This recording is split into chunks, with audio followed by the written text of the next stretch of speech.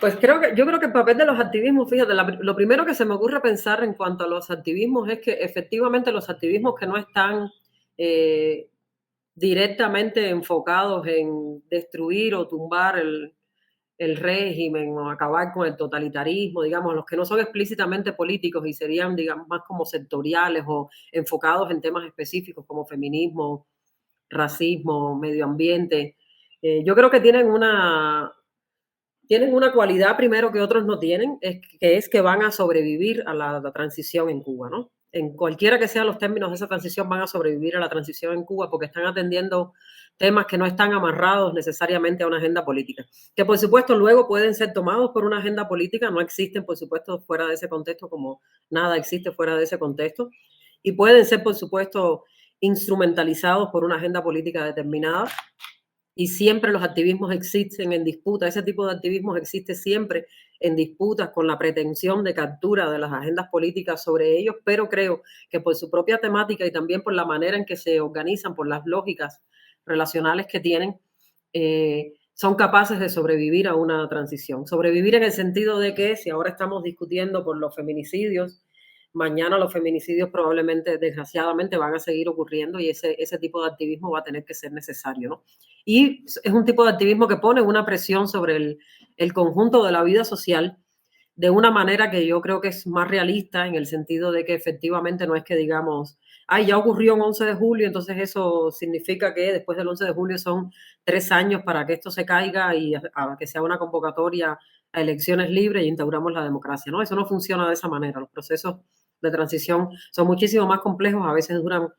a veces suceden de un día para otro, realmente, bueno, hay una serie de factores que se van acumulando y el momento como tal ocurre de un día para otro, pero generalmente eso no suele ser así. Son procesos muy complejos en el que hay todo el tiempo un proceso de erosión, de descomposición, de pugnas internas, de ocupación de vacíos de poder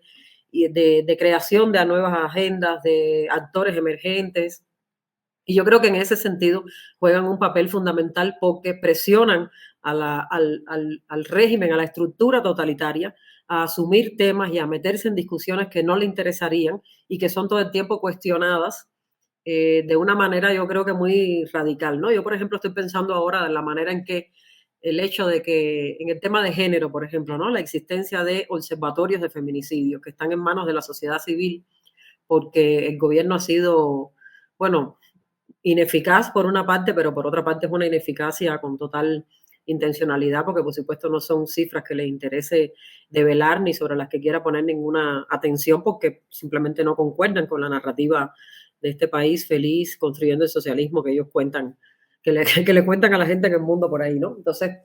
el hecho de que eso exista de esa manera pone una presión incluso sobre la legitimidad de la narrativa que el gobierno está haciendo y sobre la capacidad real del gobierno de poner la mano y tocar la realidad sobre la que supuestamente gobierna, ¿no? Entonces creo que eso es importante, o sea, evidencia un vacío, ¿no? Y por otra parte crea, al mismo tiempo que está haciendo eso, crea una capacidad real de construir agendas y de construir organización, o sea, una capacidad que es muy necesaria en los regímenes totalitarios porque, como sabemos, los regímenes totalitarios a lo que más fobia tienen es a la capacidad de organización de la ciudadanía y de la sociedad civil, ¿no? Entonces, en la medida que hacen ambas cosas, apuntan, digamos, a resquebrajar la estructura totalitaria.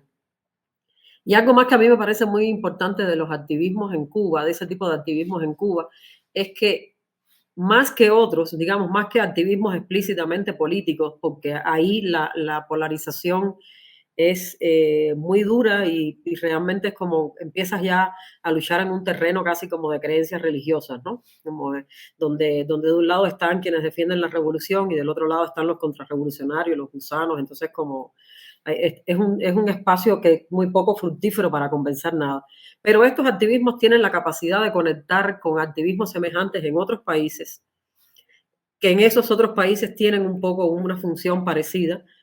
con la diferencia de que probablemente no están criminalizados y entonces eso es una diferencia importante con la, digamos, con la manera en que los activismos ocurren y existen en el totalitarismo, que es siempre bajo una presión, que es la presión de la policía política. Mira, yo creo que es como obvio digamos, hay una crisis obviamente sistémica. Yo creo que incluso le podemos decir un colapso, francamente, primero del régimen político, pero también, por supuesto, cuando se habla del régimen político, uno no está hablando solo de la política, sino que está hablando de una crisis que atraviesa todas las dimensiones de la vida, ¿no? O sea, obviamente hay una crisis que pasa por la cultura, que pasa por la psicología, y yo creo que es importante saber que es una crisis que pasa también por lo cognitivo. Yo siempre digo que hay una crisis cognitiva, ¿no? Porque, bueno, a veces nos da risa, a veces nos molesta muchísimo, pero los devaneos y las cosas absurdas que inventa constantemente la propaganda oficial para reproducirse a sí misma, yo creo que dan cuenta de un problema cognitivo también. Que claro, aquí uno puede empezar a pensar y decir, no hay ningún problema cognitivo, ellos simplemente son muy sinvergüenzas, no tienen el más mínimo escrúpulo y por tanto pueden decir cualquier desfachatez y no hay ningún problema con eso. Pero yo creo que definitivamente hay un problema en la manera en que eh, interpretan la realidad. O sea, hay una desconexión tan profunda de la realidad y una lectura que es una lectura tan paralela y tan destinada a producir una ficción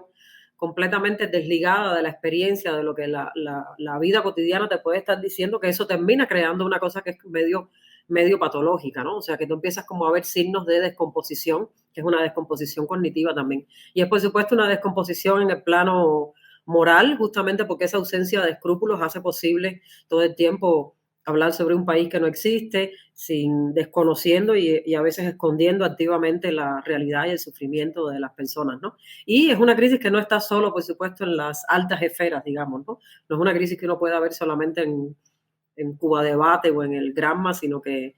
yo creo que atraviesa también todas las discusiones que tenemos en la sociedad cubana, ¿no? Ahora, creo que eso de alguna manera es inevitable, creo que se catalizó mucho después del 11 de julio, porque obviamente ahí se abrió una ventana de oportunidad que hizo pensar a mucha gente que el fin estaba cerca, ¿no? Que el fin del totalitarismo estaba cerca. Y bueno, ya después hemos aprendido dolorosamente que no hay tal fin, sino que realmente se trata de un proceso del cual nadie puede decir exactamente cuánto puede llegar a durar, cuál es la duración de ese proceso. Creo que lo que es sorprendente es cuán mal está, porque estamos hablando de una situación efectivamente de colapso y de crisis por todas partes y que de todas maneras siga funcionando, ¿no? Que haya una fachada ahí que siga funcionando, que es tan endeble que a veces, bueno, incluso decimos, ya aquello se cayó, solo que ellos no se han dado cuenta, ¿no? Entonces creo que eso tiene que ver con una serie de inercias, pero creo que tiene que ver también con una dificultad de ubicarse y de comprender exactamente qué es lo que está pasando, ¿no? Y creo que desde afuera estamos viendo unas cosas, por supuesto, y desde adentro se ven cosas que son diferentes, pero, por ejemplo, una que a mí se me ocurre que es relevante, que no siempre tenemos en cuenta completamente, es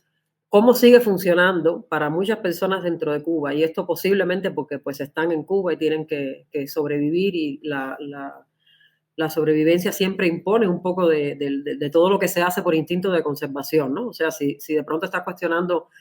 una realidad en la que tienes que vivir, pues por supuesto haces determinados arreglos para vivir en ella, ¿no? Pero hay una idea dentro de Cuba que sigue funcionando y yo lo sé porque varias personas que conozco,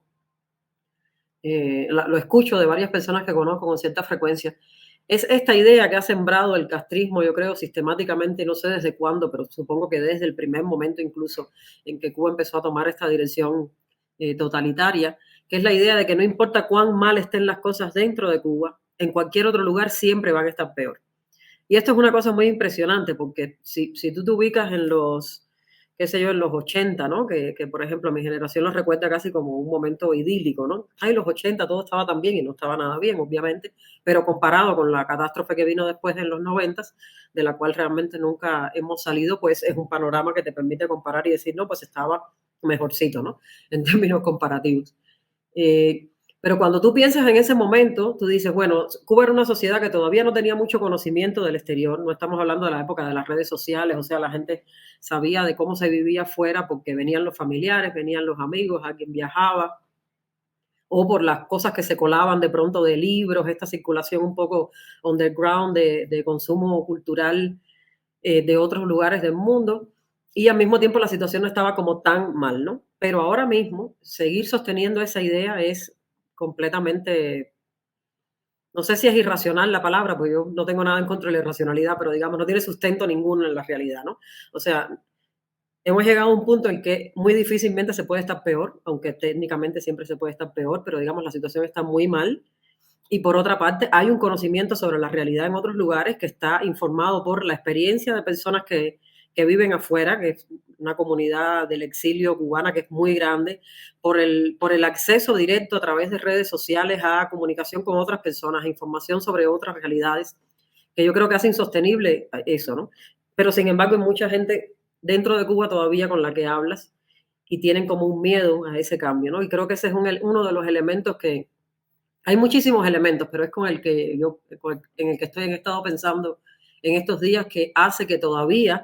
eso que es insostenible se sostenga, ¿no? Eso que parece que ya se cayó y nadie todavía no se han dado cuenta, siga de alguna manera funcionando ahí. Y es la idea, esa idea impuesta,